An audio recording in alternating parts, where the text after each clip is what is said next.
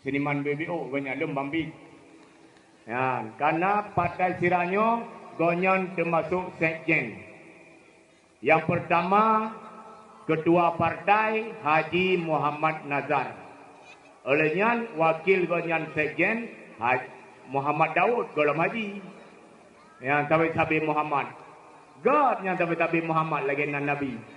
Maka jika umat yang mutua yang dekalan geron, orang kampung drone, butoi hana butoi kana doa, kana gonyan dari ubud di kampung kana duri, dah keluarga gonyan, dah mak gonyan, pak tinggal gonyan, kiban gonyan di kampung.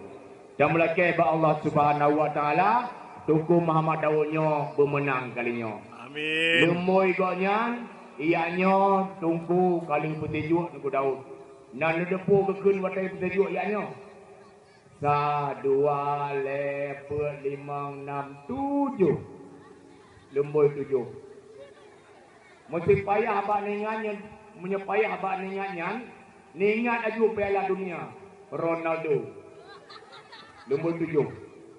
Yang kadang-kadang itu ketua pura lemboy penau. Ningat aju bola dunia. Oh Ronaldo lemboy 7. Ya, igonya caleg. Sebenarnya igonya caleg yang DPRK dalam jaro Tuku Daud.